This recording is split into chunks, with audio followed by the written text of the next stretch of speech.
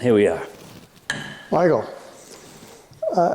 we first met about 40 years ago when you first moved here, which was 1980 something. We moved here in 91, but we were vacationing here since 79. Okay. And I used to come into the store.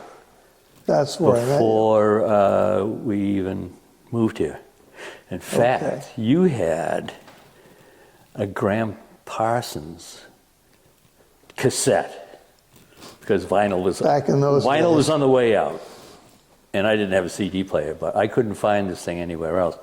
And you had it was Graham Parsons and the Fallen Angels live, and I remember buying that here a few years before we moved here.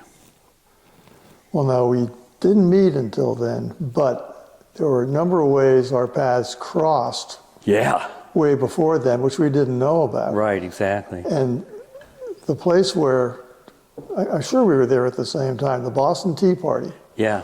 Because you and I were both there all the time And in the late 60s, early 70s. right.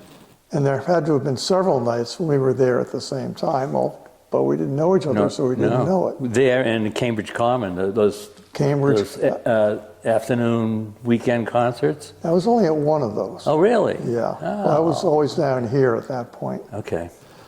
But the time I know we were in the same place. The Beatles. The Beatles, 1966. Yeah. Suffolk Downs. Yes. Their second and last concert in Boston. Yeah. Yeah. And there was another Nantucketer there who I did see. Julian Stanley. Yeah. I'm getting onto the subway station at Suffolk Downs, and there's Julian Stanley. No kidding. All right. Yeah. I knew he was there. Yeah. But at that point, we were both in high school. Yeah. Different high schools, obviously. And I was in a band. I assume you were in a band. I was in a folk band. Really? At that time, yeah. Now, I didn't pursue it after that. You know, when I was a freshman in college, I jammed with some people, but I never got any more serious than that. But you ended up as a professional musician. Yeah, I played, well, I was in a folky band when I was in high school, kind of a Peter, Paul, and Mary thing. And then when I got to college, I met other guys that were into the same music, you know, folk rock. And we did an acoustic thing. There were three of us. So we were doing this Crosby, Stills, and Nash kind of thing. But they were writing. These two guys wrote music, so they were writing a lot of what we were playing. And then we threw in some Dylan and some Neil Young and stuff like that. And you were playing guitar. I was playing guitar. Now you said a moment ago when you were in high school in that band, you guys were writing your own stuff. No, not the high school stuff. Not the high school No, stuff. no, this is when we got to college, and I met up with these other guys. Okay. Now, were you making your living with Appaloosa? No. I had several part-time jobs too. Okay. And where were you playing? Oxford Ale House, a lot of colleges. I have a Bonnie Raitt story. Did I ever tell you the Bonnie Raitt story? I think you did, but let's hear a reprise. Okay, so we got hired to play at Wellesley College. Yeah. And I can't remember, 71 or 72, I can't remember the year, but it was in the dead of winter. And we piled all the gear into my Toyota and Jay's Volkswagen Beetle, and we drove over to Wellesley College. And we got stopped by the college security, and they wanted to know, like, who are you guys? What are you doing here? And we said, well, we're playing at the student center. And he said, well, it's over in there. So we drove over and parked. And Johnny, who was the other lead guitar player, we said to Johnny, so go in and find out where we're supposed to set up, and come back before we unload everything. Yeah. And he came out, he went in, and he came out a few minutes later, and he was laughing. We said, what the hell is he laughing at? And he said, open the car door, and he said, like, we canceled, they got Bonnie Raitt. And they never called us. They canceled you and didn't tell you? Didn't tell us. Welcome to the music business, right? Yeah. So that's our Bonnie Raitt story. She went to Radcliffe. She did, yeah. She wasn't too far away from where she was going. But I remember she was playing like little places like Joe's Place in Cambridge. Do you remember that place? I don't. I remember the Oxford Ale House. Yeah. Well, the Oxford Ale House was like Right a across- palace compared to Joe's Place. Well, that was right across the street from Club 47, Yeah, which, right. which everybody's heard of. Yeah. But now, let's get back to Appaloosa. You guys were a country band or country rock band? Country rock. We started off as country rock and kind of ended up, because our lead guitar player, he eventually left to go to a country rock band, because he played piano, fiddle, guitar, and harmonica. And did I say piano? Well, throw that you in. have there. now. Okay, and he left us to go to a country rock band, and we kind of turned into, because now I was the lead guitar player, which I never wanted to be. So we turned into Neil Young and Crazy Horse at that point. Yeah. Let's skip to Nantucket. You said you first vacationed here in '79. With my girlfriend who would become my wife. But before that, I was actually, my first time here was in '68. I came over with my parents in '68. Huh. And we took a tour of the island with Gail's mother. Is that right? Yeah. Yeah. Carol Nickerson. Yeah. Yeah. Well, now, why Nantucket? My dad, he 1 week of his vacation, we would go to the White Mountains. Mm-hmm. 1 week of his vacation, we would go to the Cape. And we'd never been here. So he said, well, let's spend a day. We're only here for a day. Let's spend a day and go to Nantucket. We've never seen it. So we came over in '68. And then I came over again in the summer of '69 after graduation from high school with my girlfriend for the day. Mm-hmm. So it was '68 and '69 we were here. And then I didn't come back till like '78 with Rana. And you knew Rana, my late wife. Yes. You knew Rana. Because she vacationed here every year with her sister and a bunch of friends. Really? So now we were boyfriend and girlfriend. So I was invited along. And so we came over, and then we came every summer. So we were one of those. You were a tourist. We were tourists, yeah. You were and we a did all summer those person. touristy things, yeah. Well, now, what they call people like you and me, we're year-round summer people. Yeah, okay. That's one of the nicer things they say Yeah, about but we're summer people who never left. Right. So from '79 to what, '91, did you say? You were, Yeah, '91 we moved here. You were a tourist. Full time, yeah. Again, why Nantucket? Okay. I was working as a news photographer. And where was that? Peabody, Mass. It was a publishing company. They owned the Wakefield, the Linfield, and the West Peabody newspaper, and a magazine called North Shore Life, which was almost a clone of Cape Cod Life, which I think is still in existence. Yeah. But it covered all up into southern New Hampshire. It was the whole North Shore. Okay. Mm-hmm. So I was the chief photographer. So I shot for all the newspapers and the magazine. Plus, they had an advertising agency, and we had a photo studio, and I would do advertising photography for this company. Now, did you study photography somewhere to learn all that stuff? Well, yeah, and I went to college, got a degree in literature, and which gets you nowhere. Get you nowhere. Yeah.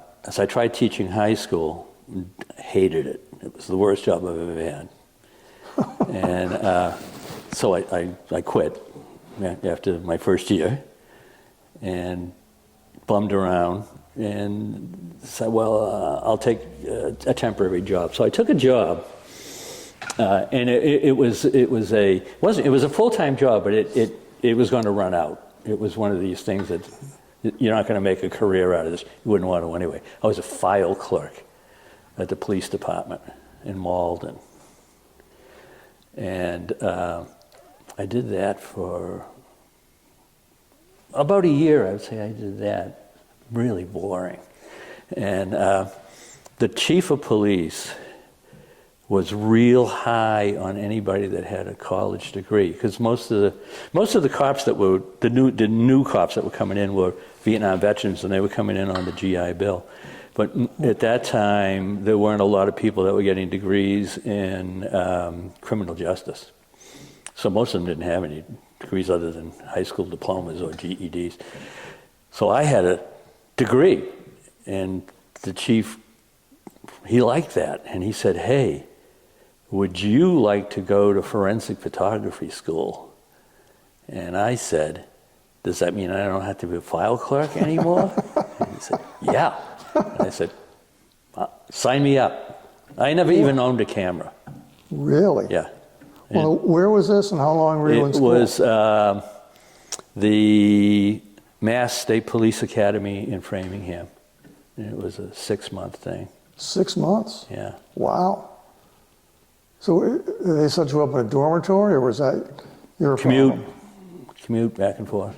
From, where were you living at that point? Beacon Hill. That's a bit of a commute. Yeah, it was. But it was fun. I enjoyed it. And it set me on my career. Because I did that. I worked with the police for 6 years. And I wasn't getting bored because it wasn't boring. Well, sometimes it was. When there was nothing going on, it was boring. But sometimes it was scary. I'll bet it was. I'll bet. But, and I enjoyed the photography part, but it was nothing like you wanted to hang any of these pictures on the walls of your house. So I wanted to do something else with photography. And everything that I've done has been by coincidence. Right place, right time. That was There's a lot of that. That was bizarre. I wish I had known that when I was 20 years old, but So this is how I got into the news business. I was hanging around the police station, and one of the detectives came in and he said, hey, the governor's over there meeting with the mayor, and they're gonna leave. Why don't you go out and take their picture? You get in with the mayor. Oh, okay, I got nothing else to do, so they're coming out of the city hall, and who was the governor? Mike Dukakis. And I took some pictures, and so it was Dukakis and the mayor and the publisher of the newspaper in Malden. And he said to me, can I get a copy of that picture? And I said, yeah, sure, I'll drop it off tomorrow. And he did, and he said, you want a job? Wow. And that was it. Now, when you came here in 91, yeah. Did you get that job because it was on Nantucket, or was it the other way around? Did you come here for the job, or were you coming I came here for anyway? the job. You came here for the job? Yeah, yeah. But you knew the island, obviously, because yeah. You've been one of those people for a while. I came, this was during the Reagan years, and we were in that recession, and newspapers were going bust. And the publishing company, Suburban Publishing, that was the parent company of the newspapers that I worked for in Peabody. And they ended up selling the Linfield newspaper, shutting down the magazine. And then eventually, within the next year or so, they lost the Wakefield paper. And they were laying people off like crazy. And I knew, that I was in the list there somewhere eventually, and it happened. And I was out of a job for a year. I had applications and tear sheets and all over the state of Massachusetts. Nobody was hiring. And I came down here just to see what was available here for work with photographers. And I didn't know where to start. I had sent stuff to the Inky, and they said, well, sorry, we don't have any openings. So I said, okay. So there was an unemployment office here at that time. I remember it. Kathy Duncombe ran it. That was after my time. And I went over there and talked to her for a while, and she said, why don't you go talk to Walt Lucas? Do you remember Walt? I do. Because he did all of the work for the NHA. And he was an accomplished photographer. He was. From New York, I guess. He worked with Margaret Bloch White and Eisenstadt on the vineyard. They were all friends of his. Really? Yeah. Wow. And he was looking to retire completely. And the NHA was looking for someone to run their darkroom. Because every time they needed a print, they'd call Lucas, and he would make copies of films. So I said, well, I can do that. And I didn't know about the Beacon. I knew the Inky. And Kathy said, and why don't you go over to the Beacon and talk to Kurt Mayer? I said, because I think there might be something going on over there. He was the editor. He was the editor. So I just cold walked in. I had my portfolio. And I walked in, and I don't remember who. There were two photographers. Rob Benchley was one of the photographers. Yeah. There was another guy, and I can't remember his name, but he was leaving. And this was in May that I was there.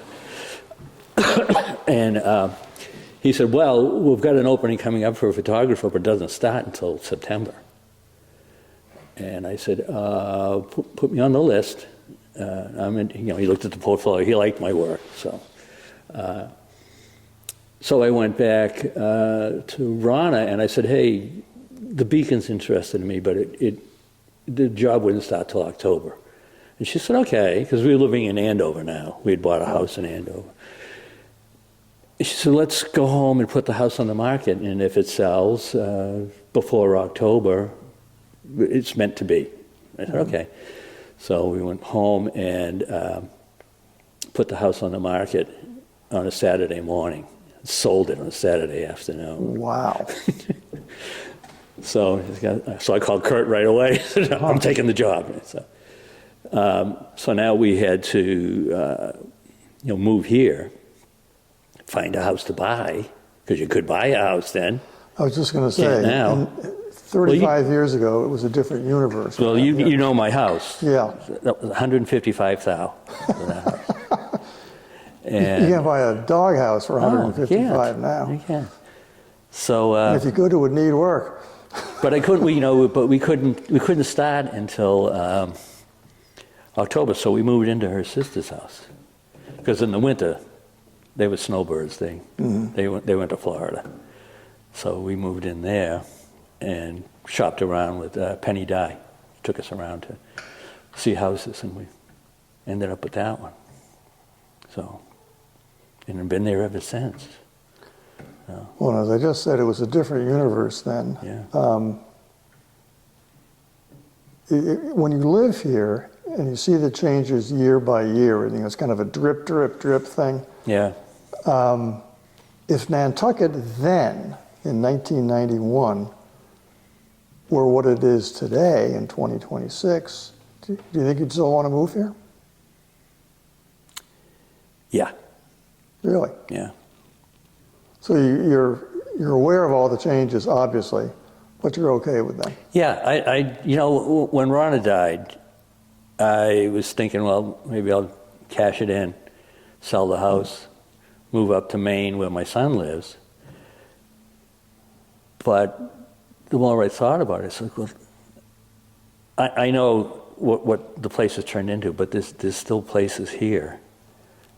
Even in August, I can find a place where there isn't anybody. I know. Don't tell anybody where those places are, because I don't tell people where my places are. Yeah, and it's still, and then in the off season, man, you just got to walk those beaches and take in the sights, and it's too beautiful. And it doesn't have, after living in the city, I loved Andover. Andover was a great town. I will never live in a city again.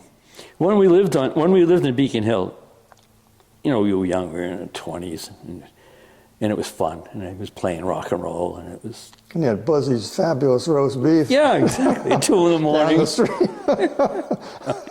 With all the truckers. Yeah, yeah. Onion rings at 2 in the morning, I'll tell you. Nothing like it.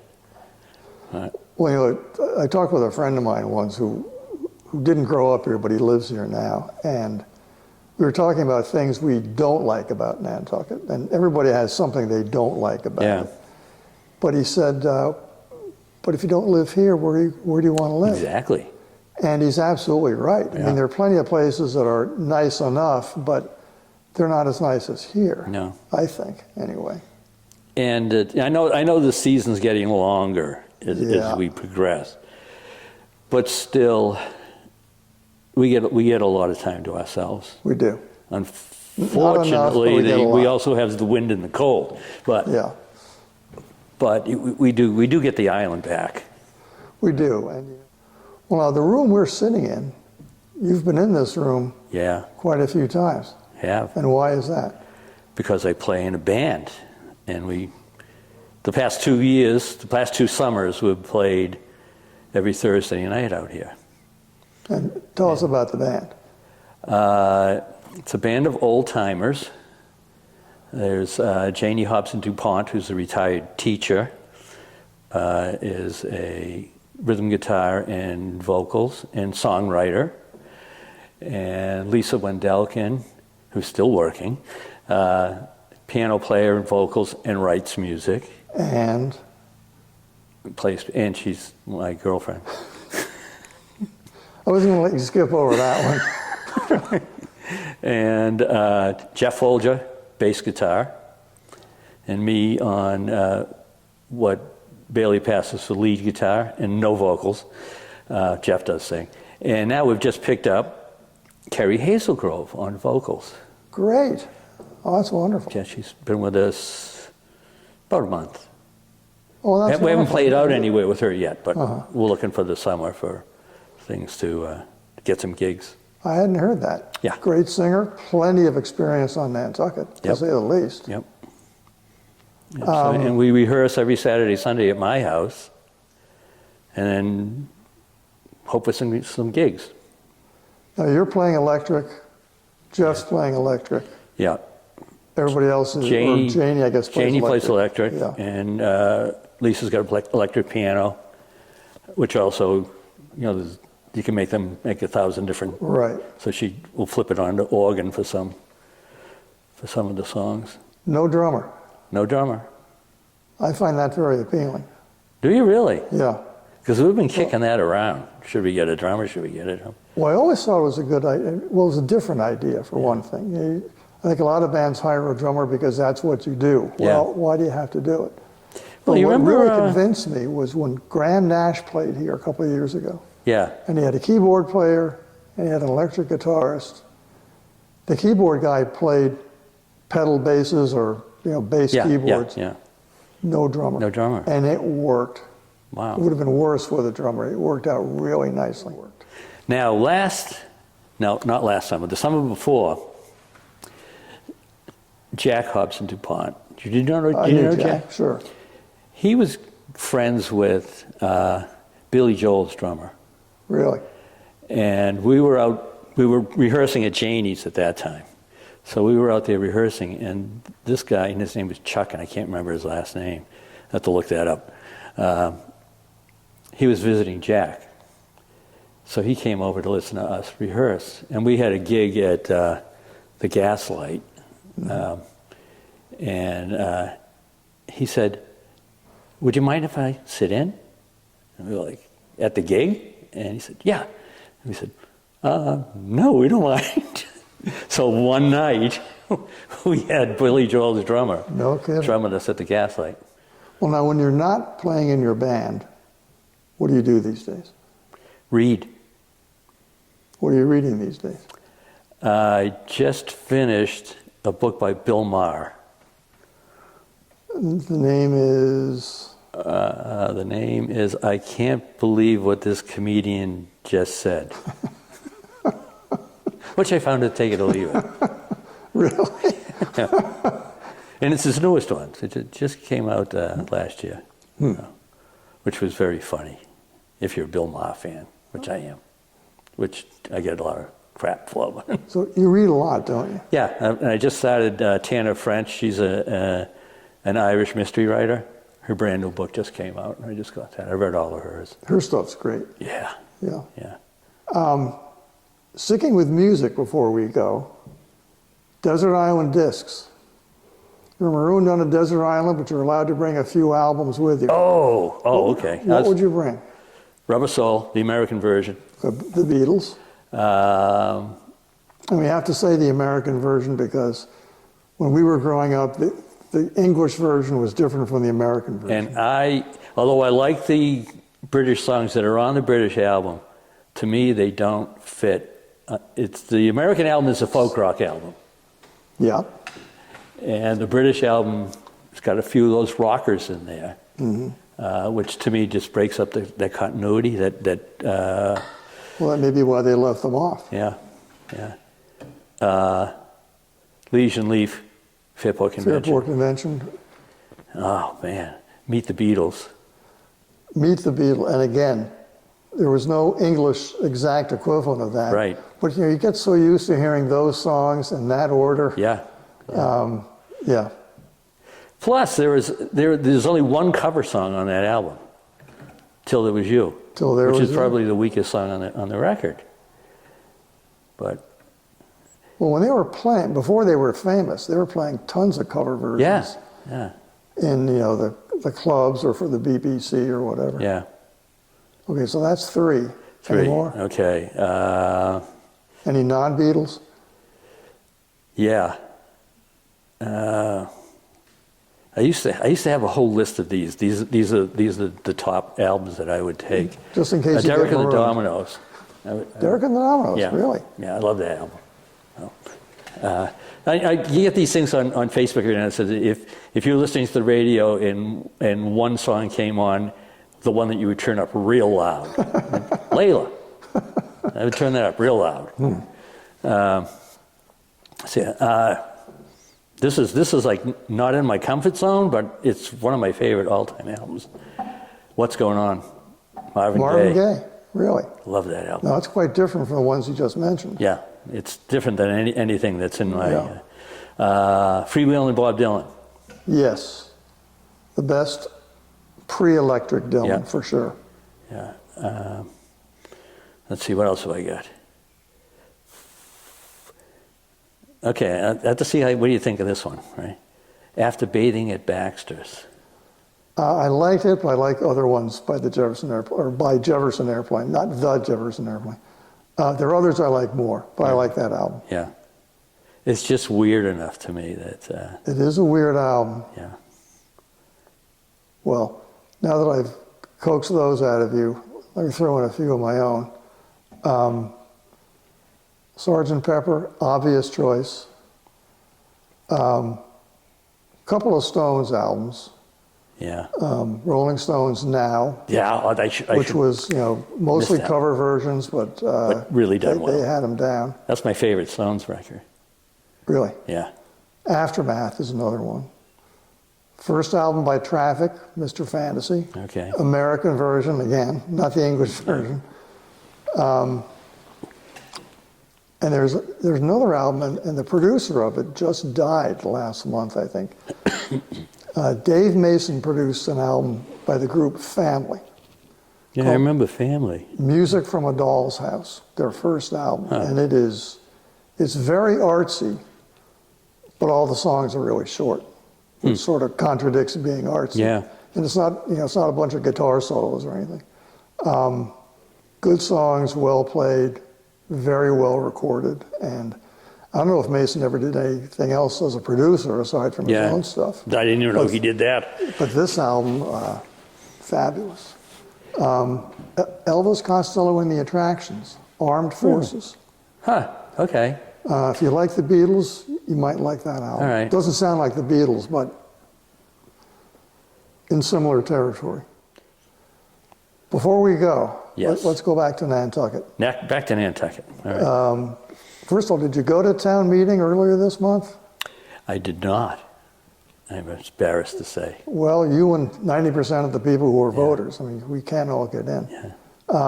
If you could change one or two things on Nantucket, what would you change? Big or small? Wow. That's a tough one. I'll give you a small one. All right. You probably don't remember this place. I think it was gone before you came here. Where the club car is now, that was Allen's Diner. No. Best restaurant in town. That's before my Great time. food, great prices. So what do you say, if I could change something, if I could bring something back? Bring something back, or, Well, or I throw had never something been off the island? or I had never seen the bosun's locker, but I would love to have been able to see that or be in that. So I would. I was always under 21, or usually under 21 for the most part. Yeah. But I remember going in there. This is sort of a bosun's locker story, but it's not as outrageous as some of the other ones. And there was a guy who used to live here named Jennery Stevens. He'd been a painter, but he ended up down here in his retirement or whatever. And Jennery was in the bosun's locker. And he was wandering around all the tables and picking up the empty bottles and taking them out to the trash. Then he would come back and he'd go to the next table. And somebody said, "You know Jennery?" And I said, "Yeah, I know who he is." "Well, he doesn't work here." I said, "What do you mean he doesn't work here? He's cleaning all the tables." And he said, "Yeah, he doesn't work here. He just likes being in here and doing something. But he's not an employee and he does not get paid for what he does." Huh. You know, when I first came here in the winter, just for a weekend, and I think it was 1959. And in those days, in the wintertime, there were two places to eat. Really? There was the Mad Hatter and there was Allen's Diner, and that was it. It's a Mad Hatter. Now, in the dead of winter, there were 3,000 people here. Yeah. But that was it. That was it. Yeah. I tell you, we got when we got married here. Oh, you did? Yeah. And at the White Elephant, in the garden in the bay. We weren't staying at the White Elephant. We actually stayed at the what's now the Veranda House. Yeah. The Overlook. The Overlook. We stayed there. Tom and Joe Devine. But, yeah. Whale pancake breakfast. Yes. And and fake eggs. Yeah, but we got married in the garden at the White Elephant, and we had dinner there. And somebody gave us a gift certificate to the Mad Hatter as a wedding gift, and I still have it. I never used it. So, You probably sell it for more than it's worth nowadays. Put it on eBay. Yeah. But I remember the skipper. That's something I'd like to bring back. The skipper. Yeah. Just watch for seagulls. Yeah. You have to do that now not now. I don't want to disparage any restaurants here. But when it was the rope walk in the setup, so you had to watch for the seagulls there too. I remember when the rope walk was at the foot of Main Street, where the bank is now. When we first came here with my girlfriend in '69, there was a restaurant where Crew is now and where the rope walk was, blah, blah, blah. But I don't remember where. Susie's Snack Bar. It must have been, because I got a hot dog and French fries there. Yes. Well, that's where the wharf ended in those days. Yeah. If you went any further than that, you'd be in the water. You were swimming. And that was just summer. Yeah. You could drive down the wharf in those days. Oh. And people would drive down, get an ice cream cone in the summer at 6 o'clock at night. Yeah. But that was back. Yeah, that's a where simpler time. That's where we ate. We ate there. Yeah. We came over on the Knobska out of Woods Hole. Yep. And it stopped at the Vineyard first, and then it took like 3 hours plus. Yep. Over here. And it was, because we were fresh out of high school. Say, how much is the stateroom? Didn't end up with one. We won't ask for details. No, we didn't get one. Well, Mike, thanks for doing this. Well, it was fun. We could have gone on all afternoon, but can't do that. No. Because we'll have to go to the bathroom. Well,